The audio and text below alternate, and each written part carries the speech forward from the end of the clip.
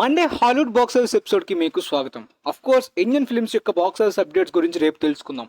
ఈ రోజు వీడియోలోని హాలీవుడ్ ఫిల్మ్స్ యొక్క బాక్స్ ఆఫీస్ డీటెయిల్స్ తెలుసుకుందాం. లేటెస్ట్ గా కొత్త కూడా రిలీజ్ అయ్యాయి. Bad Boys Ride or Die ఇక ఫైనల్ రన్ అయిపోయినట్టే. ఇక ఇన్సైడ్ అవుట్ 2 కూడా ఆల్మోస్ట్ స్లో అయిపోయింది. బట్ స్టిల్ ఇంకా కౌంటింగ్ అయితే మాత్రం కంప్లీట్ గా ఆగలేదు. మెల్లిగా ఇంకా కౌంట్ అవుతుంది. ఇంకా ఫైనల్ రన్ అయితే ఛాన్స్ ఉందనే చెప్పుకోవచ్చు అనమాట. ఇప్పటిదాకా 1.626 బిలియన్స్ ని కలెక్ట్ చేసింది. అంటే లాస్ట్ వీక్ ఈ వీక్ 36 మిలియన్స్ కలెక్ట్ చేసింది అనమాట. తక్కువేం కాదు, బాగానే హోల్డ్ చేస్తుంది. దీనికి తోడు ఈ ఫిలిం ఇంకొక 40 మిలియన్స్ కలెక్ట్ చేస్తే ద లయన్ కింగ్ ని బీట్ చేసి పెద్ద రికార్డ్ పెడుతుంది. అండ్ ఇంకొక అంటే 1.670 బిలియన్స్ ని దాటింది అనుకోండి, జురాసిక్ వరల్డ్ ని కూడా దాటేస్తుంది. అప్పుడు top 8th highest grossing film అవుతుంది. ఇక ఆ తర్వాత రిలీజ్ అయిన Quiet Place day 1 last week ఈ వీక్ 1.1 మిలియన్స్ కలెక్ట్ చేసి ప్రపంచవ్యాప్తంగా 261 మిలియన్స్ తోటి బాక్స్ ఆఫీస్ దగ్గర బ్లాక్ బస్టర్ గా నిలిచింది అనమాట. ప్రాఫిట్స్ అయితే బాగానే వచ్చాయి. ఆ తర్వాత డిస్పెక్టబుల్ మీ 4th పార్ట్ అయితే ఇంకా స్లో అయిందనమాట. బాక్స్ ఆఫీస్ రన్ మరికొన్ని వీక్స్ లో, అంటే మరికొన్ని వీక్స్ కూడా అక్కర్లేదు, ఇంకొక ఫ్యూ వీక్స్ లోనే ఆగిపోవచ్చు. ఇప్పటిదాకా 847.4 మిలియన్స్ ని కలెక్ట్ చేసి ప్రీవియస్ వీక్ ఈ వీక్ 37 మిలియన్స్ దాటి కలెక్ట్ చేసుకుంది. సో ఇన్సైడ్ అవుట్ 2 తోటి కంపేర్ చేసుకుంటే ఇన్సైడ్ అవుట్ 2 ఈ వీక్ లో కలెక్ట్ చేసింది. డిస్పెక్టబుల్ మీ 4th అప్పుడే స్లో అయిపోయిందనే అర్థం అనమాట. అండ్ ఆ టాక్ కి ఈ నెంబర్స్ ఎక్కువే. ఫైనల్ రన్ 900 మిలియన్స్ దాటి వెళ్ళొచ్చు. ఇక ట్విస్టర్స్ అయితే మాత్రం వీడియో ఆన్ డిమాండ్ రిలీజ్ కి ముందే ఇంటర్నేషనల్ గా స్క్రీన్స్ తగ్గుతూ ఉన్నాయి. ఇక వీడియో ఆన్ డిమాండ్ తర్వాత ఇంటర్నేషనల్ గా ఆల్మోస్ట్ స్క్రీన్స్ అన్ని కూడా డిక్రీజ్ అయిపోయాయి. అండ్ నార్త్ అమెరికాలో కూడా ఏలియన్ రోమలోస్ తో పాటు అవి ఇంటర్నేషనల్ ఇంపాక్ట్ కూడా పడింది. డెడ్ పూల్ అండ్ వుల్వరిన్ కాదు, కొత్త ఫిలిమ్స్ వస్తూ ఉన్నాయి కదా, దానివల్ల చాలా ఇంటర్నేషనల్ స్క్రీన్స్ అన్ని కూడా తగ్గుతూ ఉన్నప్పటికీ నార్త్ అమెరికాలో మాత్రం 3400+ స్క్రీన్స్ లో స్టిల్ ఈ ఫిలిం రన్ అవుతుంది. నార్త్ అమెరికా డొమెస్టిక్ మార్కెట్స్ నుండి 9.8 మిలియన్స్ ని కలెక్ట్ చేసింది. ఇక నెక్స్ట్ వీక్ కి ఆ స్క్రీన్స్ లొకేషన్స్ అన్ని తగ్గుతాయి అనమాట.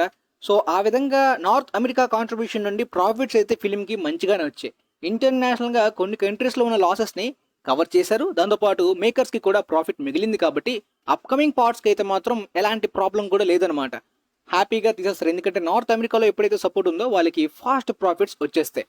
పోతే ప్రీవియస్ వీక్ కి ఈ వీక్ కి 23 మిలియన్స్ కలెక్ట్ చేసి ఇప్పటిదాకా 333.4 మిలియన్స్ ని కలెక్ట్ చేసింది. పోతే ప్రీవియస్ ట్విస్టర్ ఫిల్మ్ కి చైనాలో అద్భుతంగా బాక్స్ ఆఫీస్ కలెక్షన్స్ వచ్చాయి. ఈ ఫిల్మ్ కి అంత రాలేదని దానికి అంటే రీసెంట్ టైమ్స్ లో హాలీవుడ్ ఫిల్మ్స్ చైనాలో నార్మల్ గా పర్ఫామ్ చేస్తున్నాయి అనమాట. Deadpool and Wolverine and చాలా films example. Only Godzilla X Kong మాత్రమే చైనాలో కొద్దిగా బాగా పర్ఫామ్ చేసింది. అండ్ ఇప్పుడు రీసెంట్ గా ఏలియన్ రోమలాస్. కానీ ట్విస్టర్స్ ఫిల్మ్ కి ఏమైందో మరి చైనాలో కొన్ని ఫిల్మ్స్ రీసెంట్ గా అన్ఎక్స్పెక్టెడ్ గా పర్ఫామ్ చేస్తున్నాయి. ఇక ఆ తర్వాత డెడ్ పూల్ అండ్ వుల్వరిన్ మొత్తానికి ప్రీవియస్ వీక్ లో అనుకున్నట్టే హైయెస్ట్ గ్రాసింగ్ R-rated ఫిల్మ్ గా రికార్డ్ ని పెట్టింది. అండ్ ఈ వీక్ లో కూడా సర్ప్రైజింగ్ గా డ్రాప్ ఏం లేదు, అద్భుతంగానే పర్ఫామ్ చేసింది. మొత్తం ఇంటర్నేషనల్ గా అండ్ డొమెస్టిక్ గా కూడా ఆల్మోస్ట్ 100 మిలియన్స్ దాటి కలెక్ట్ చేసింది. 1.143 బిలియన్స్ ని ఇప్పుడు దాకా కలెక్ట్ చేసింది. వరల్డ్ వైడ్ గా జోకర్ ని బీట్ చేసింది, కానీ ప్రాఫిట్స్ పరంగా జోకర్ రేంజ్ రాలే. అంటే జోకర్ బడ్జెట్ బాగా తక్కువ కాబట్టి మోస్ట్ ప్రాఫిటబుల్ ఫిల్మ్స్ యొక్క లిస్ట్ లో ఉంటుందన్నమాట. మొత్తానికి ఈ ఫిలిం ఫుట్ ఫాల్స్ పరంగా ఆల్మోస్ట్ ఇంకాస్త వరకు బాగానే వచ్చాయి. అంటే అంత తక్కువేం కాదు, కానీ ఇంకాస్త అచీవ్ చేస్తే జోకర్ రేంజ్ ఫుట్ ఫాల్స్ ని కూడా అచీవ్ చేయొచ్చు. అంటే 1.4 బిలియన్స్ వరకు ఒకవేళ ఈ ఫిలిం కలెక్ట్ చేస్తే ఫైనల్ రన్ లోని. ఫిల్మ్ యొక్క పర్ఫార్మెన్స్ అండ్ డొమెస్టిక్ హోల్డ్ చూసుకున్నట్టయితే మాత్రం 1.4 బిలియన్స్ ని ఫైనల్ రన్ లో టచ్ చేయడం పాసిబుల్ అంటే అనిపిస్తుంది అనమాట. పెద్ద కష్టం కాదు. ఇంటర్నేషనల్ గా చూసుకుంటే జోకర్ కన్నా తక్కువ, బట్ డొమెస్టిక్ గా చాలా గట్టి కాంపిటీషన్ అంటే సపోర్ట్ ఉంది. ఇండియాలో కూడా ఆల్మోస్ట్ రన్ ఇంకా అవ్వలేదు అనమాట. నార్త్ నుండి ఇంకా కాంట్రిబ్యూషన్ వస్తూనే ఉంది. 132 crore net and 165 crore gross ఇప్పటిదాకా కలెక్ట్ చేసింది. ఆల్మోస్ట్ 7 crores అయితే మాత్రం యాడ్ చేసుకుంది నార్త్ ఇండియా నుండి. సౌత్ లోని ఆల్మోస్ట్ బెంగళూరు, చెన్నై, హైదరాబాద్ ఇలాంటి కొన్ని సిటీస్ లో ఉన్నప్పటికీ మనీ అంటే తక్కువే వస్తుంది. లాక్స్ కాదు, మినిమం 1000 స్లోప్ కూడా ఉంటుంది అనమాట కొన్ని ఏరియాస్ నుండి. బట్ ఫైనల్ రన్ అని కాదు, 165 crore గ్రాస్ ఇండియా నుండి అంటే తక్కువేం కాదు. అంటే ప్రీవియస్ గా మరి No Way Home range expectations పెట్టుకోకండి, ఎందుకంటే ఇది R-rated కదా. ఇండియాలోనే ఎక్కువే ఇది R-rated గా. మరి ఈ రికార్డ్ ని ఇండియాలో ఏ ఫిలిం బీట్ చేస్తుందో చూద్దాం. పోతే ఇక ప్రపంచవ్యాప్తంగా ఈ ఫిలిం యొక్క ప్రాఫిట్స్ గురించి మాట్లాడుకోవాలి. ప్రీవియస్ వీక్స్ లో కూడా మాట్లాడుకుంటున్నాం, ఇంకా ఫైనల్ రన్ అవ్వలేదు, బట్ స్టిల్ మనం మాట్లాడుకోవాలి కదా. ముందుగా డొమెస్టిక్ గా గ్రాస్ ఈ ఫిలిం ఇప్పటిదాకా 546 మిలియన్స్ ని కలెక్ట్ చేసింది. ఫైనల్ రన్ లో 600 మిలియన్స్ అయితే నార్త్ అమెరికా నుండి రావచ్చనే ప్రిడిక్షన్స్ వచ్చాయి కదా. ఇప్పుడు దానికి దాటి ఇంకా 650 దగ్గర వరకు కూడా వెళ్లే పొటెన్షియల్ అయితే ఫైనల్ రన్ లో ఈ ఫిలిం కి ఉంది నార్త్ అమెరికాలో.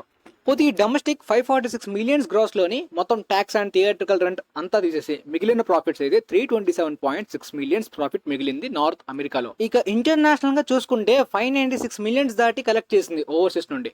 ఆ గ్రాస్ లోని ట్యాక్స్ కొద్దిగా ఓవర్సీస్ లో ఇంటర్నేషనల్ కంట్రీస్ లో ఎక్కువ కట్ అవుతుంది కదా, ఆ థియేట్రికల్ రెంట్ అదంతా కట్ చేసిన తర్వాత ఓవర్సీస్ నుండి మిగిలిన ప్రాఫిట్ 238.8 మిలియన్స్ మాత్రమే. చూసారా గ్యాప్ ఎంత ఉందో. డొమెస్టిక్ గా దీనికన్నా ఇంటర్నేషనల్ గా కొద్దిగా ఎక్స్ట్రా ఉన్నప్పటికీ ప్రాఫిట్స్ పరంగా ఇంటర్నేషనల్ ట్యాక్స్ వల్ల చాలా ప్రాఫిట్స్ డిఫరెన్స్ ఉంటుందన్నమాట. పోతే ఇప్పుడు ఈ రెండు కలిపి డొమెస్టిక్ అండ్ ఇంటర్నేషనల్ ప్రాఫిట్స్ కలిపితే ప్రపంచవ్యాప్తంగా 566.4 మిలియన్స్ కలెక్ట్ చేసిందనమాట. అయితే ఈ ప్రపంచవ్యాప్తంగా ప్రాఫిట్స్ లోని బడ్జెట్ ని కట్ చేయాలి కదా, అంటే మూవీ టీమ్ ఇన్వెస్ట్ చేసిన ప్రొడక్షన్ బడ్జెట్ 200 మిలియన్స్, మార్కెటింగ్ కి ప్రమోషన్స్ కి అన్నిటికీ ఎక్స్ట్రాగా ఖర్చు పెట్టింది ఇంకొక 100 మిలియన్స్, మొత్తం కలిపి 300. ఆ 300 మిలియన్స్ యొక్క ఇన్వెస్ట్మెంట్ తీసేస్తే మిగిలిన ప్రాఫిట్స్ అయితే మాత్రం 266.4 మిలియన్స్ అనమాట. ఇది మూవీ టీమ్ కి థియేటర్స్ నుండి థియేటర్కల్ గా మిగిలిన ఫైనల్ ప్రాఫిట్ అనమాట.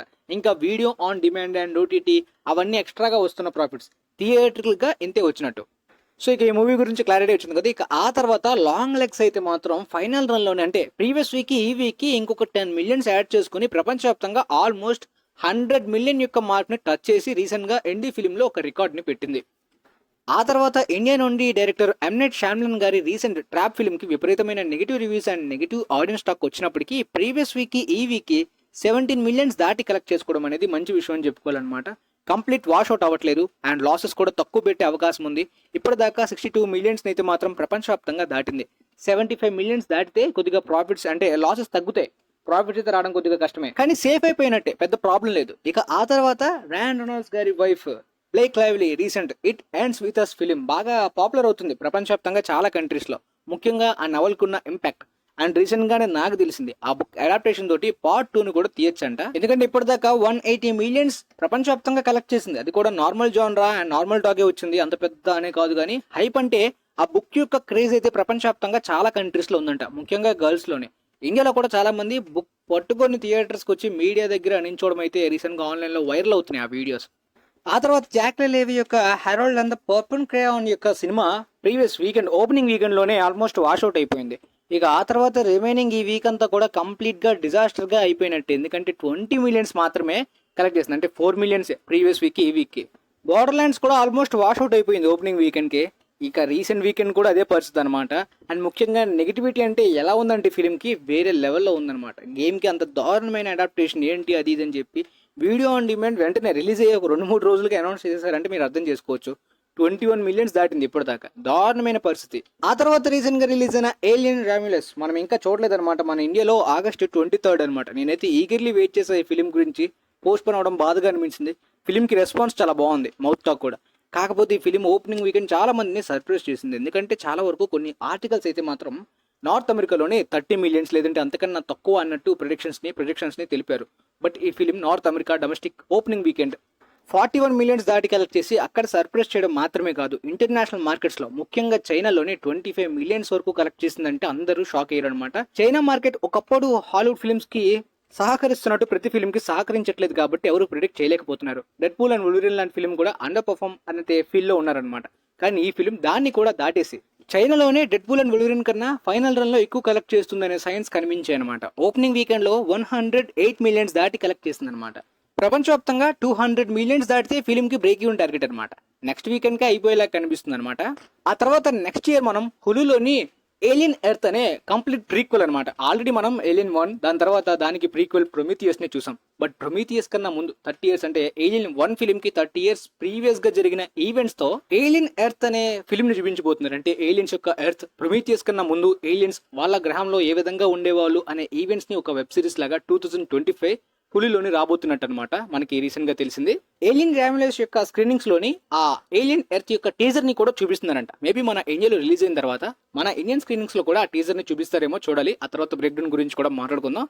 మొత్తానికి అయితే మాత్రం ఆ ప్రీక్వెల్ ని ఎవరు హ్యాండిల్ చేస్తారంటే నా ఉద్దేశం ప్రకారం రెడ్లీ స్కాట్ లాంటి విజనరీ డైరెక్టర్స్ అయితేనే అలాంటి ప్రీక్వెల్స్ ని అలాంటి విజన్ ని కంప్లీట్ గా డిజైన్ చేయగలరు అద్భుతంగా, లైక్ ప్రొమిథియస్ ఆయన తీసినట్టు. అలాంటి డైరెక్టర్స్ కావాలి. ఆ తర్వాత స్టార్ వార్స్ లో అప్కమింగ్ గా రాబోతున్న live action film Mandalorian and Grogu film లోని బాబా ఫెట్ కూడా తిరిగి రాబోతున్నట్టు రీసెంట్ గా అఫీషియల్ గా క్లారిటీ వచ్చేసింది యాక్టర్ నుండి. అండ్ ఈ ఫిల్మ్ అనేది 2026 మేలోని అవెంజర్స్ డూమ్స్ డే తోటి క్లాష్ లో ఒకే మంత్ లో రాబోతుంది. ఆ తర్వాత ఇన్సైడ్ అవుట్ థియేటర్స్ లో మిస్ అయిన ప్రతి ఒక్కరు కూడా నాకు తెలిసి ఈ పాటికి వీడియో ఆన్ డిమాండ్ లో వచ్చేసింది. అంటే హెచ్డీ ప్రింట్ ఆల్రెడీ అవైలబుల్ గా ఉంటుంది. సో చూడని వాళ్ళు అయితే మాత్రం చూసేయచ్చు అనమాట. అండ్ పార్ట్ 1 ఖచ్చితంగా చూడాలి, పార్ట్ 2 అర్థం కావాలంటే.